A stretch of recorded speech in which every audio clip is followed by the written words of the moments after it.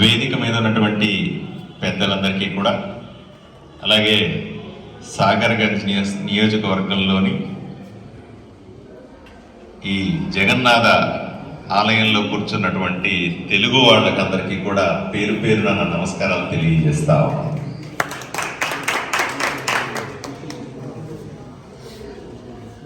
ఎన్నికల ప్రచారం కోసం నేను ఢిల్లీ వచ్చాను.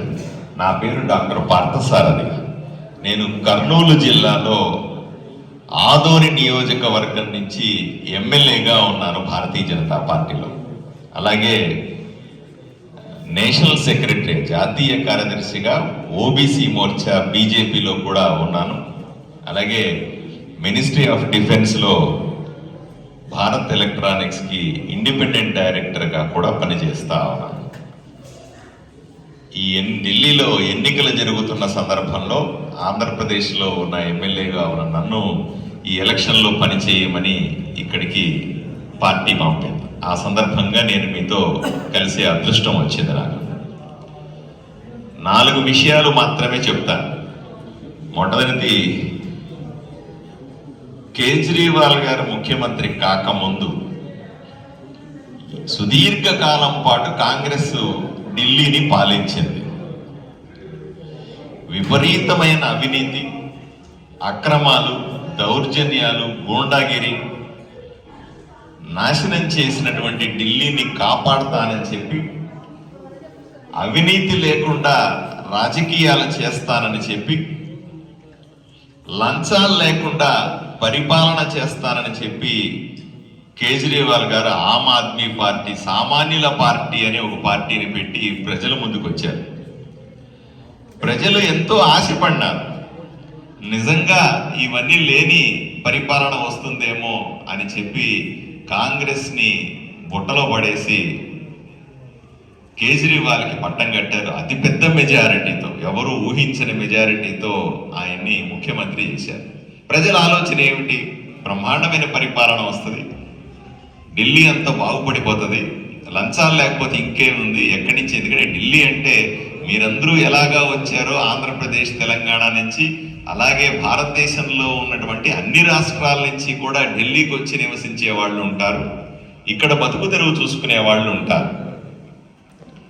అలా ఊహించినటువంటి ఢిల్లీ ప్రజలకి రాగానే నిజంగానే గొప్ప పరిపాలన వస్తుందంటే అట్లా ఏమి రాలా. అవినీతి లేదన్నాడు, మళ్ళీ కొద్ది కొద్దిగా అసలు రంగు బయట పెట్టినాడు. మన దగ్గర కూడా జగన్మోహన్ రెడ్డి ముఖ్యమంత్రిగా ఓ పక్క, కేసీఆర్ ముఖ్యమంత్రిగా ఇంకో పక్క, 2 తెలుగు రాష్ట్రాల్లో ఉన్న ముఖ్యమంత్రులు ఇద్దరు కూడా అత్యంత అవినీతి పరులు, కుంభకోణాల్లో నెంబర్ 1, 2లు. ఈయన నేరుగా పోయి వాళ్ళతో కలిసినాడు. ఆంధ్రప్రదేశ్లో జగన్మోహన్ రెడ్డితో దగ్గర ఉన్నటువంటి ఒక ఎంపీని తీసుకున్నాడు. తెలంగాణలో కేసీఆర్ దగ్గర ఉన్నటువంటి సొంత కూతురు ఎంపీని తీసుకున్నాడు. ఇద్దరిని తీసుకొని ఈ మద్యం మాఫియాని సృష్టించి ఒక కుంభకోణాన్ని తయారు చేసినాడు. దేశం ఎప్పుడూ చూడలే ఇట్లాంటి కుంభకోణాన్ని.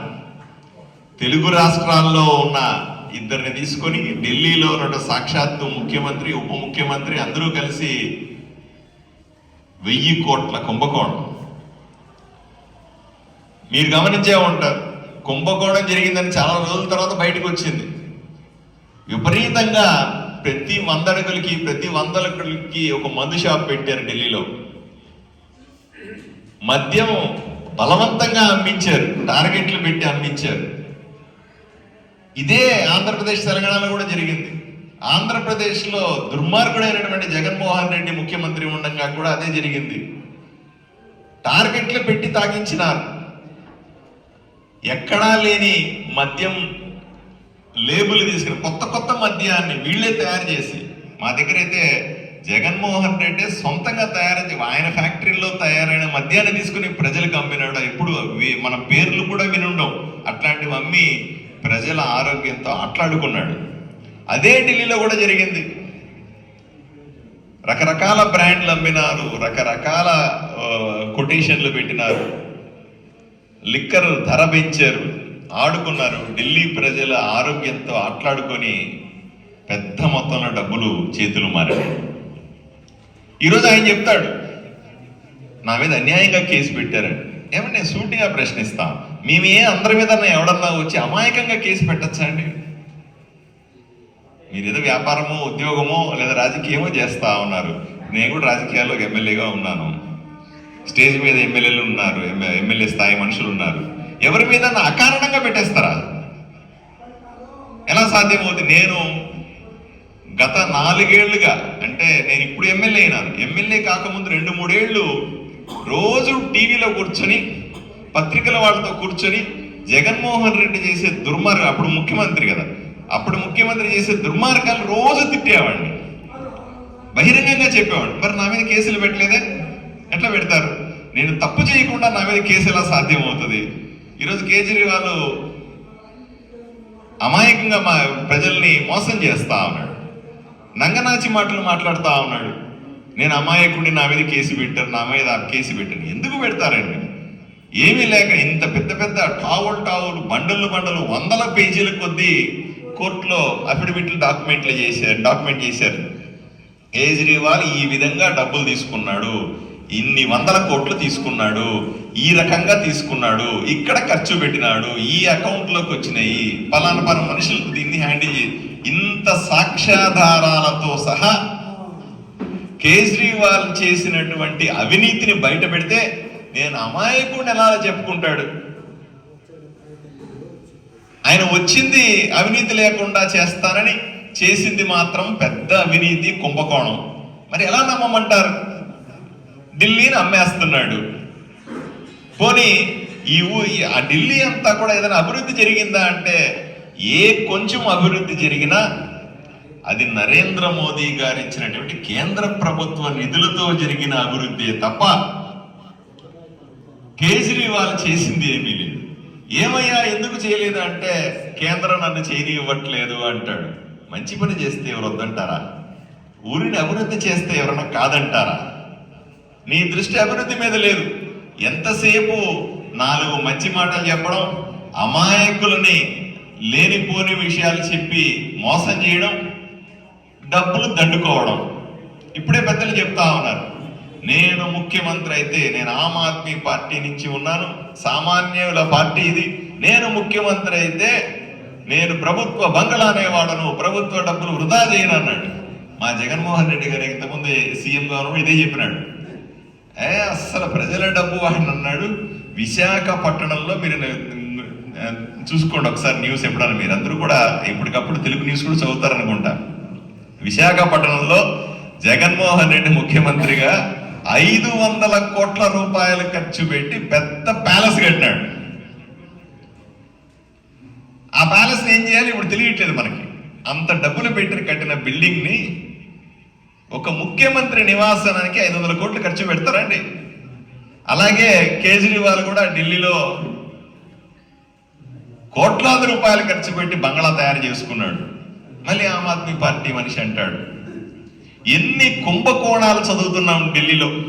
స్కూలు కుంభకోణం అంటారు, లేదా ఎక్విప్మెంట్ కుంభకోణం అంటారు, ఆక్సిజన్ కుంభకోణం అంటారు, ఇళ్లకు సంబంధించిన కుంభకోణం అంటారు, మద్యం కుంభకోణం.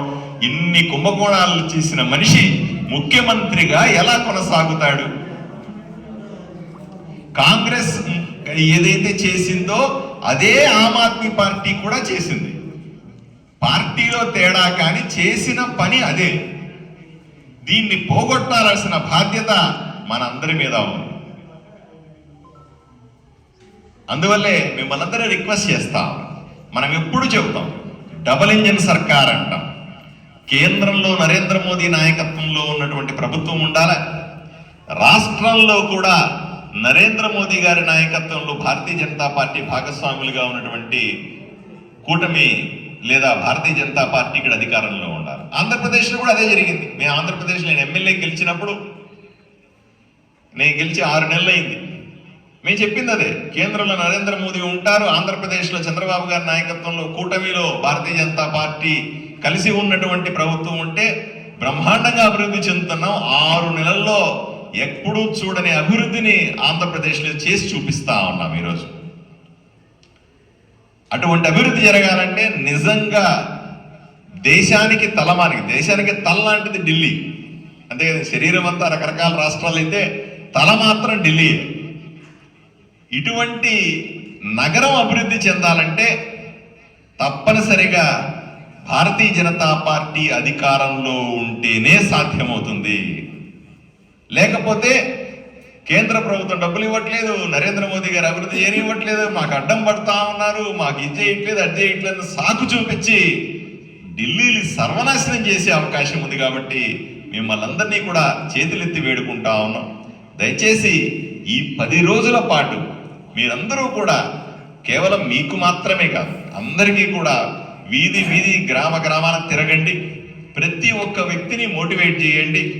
ఈ 10 రోజులు నేను కూడా ఢిల్లీలో ఉండి ఎలక్షన్ ప్రచారంలో పాల్గొంటాను. నన్ను మరికొన్ని ప్రాంతాల్లో కూడా తీసుకెళ్ళి మీరు పరిచయం చేయండి. అందరం కలిసి ఇక్కడ భారతీయ జనతా పార్టీ ప్రభుత్వాన్ని ఏర్పాటు చేస్తే మనం అనుకున్న విధంగా ఢిల్లీ ప్రజలను సుఖశాంతులతో చూడడం సాధ్యమవుతుంది. అవినీతి లేనటువంటి ప్రభుత్వం ఏదైతే ప్రజల కల ఉందో దాన్ని సాధించుకోవడం సాధ్యమవుతుందని తెలియజేస్తూ ఈ అవకాశం ఇచ్చిన మీ అందరికీ కూడా ధన్యవాదాలు తెలుపుకుంటున్నాను. నమస్కారం.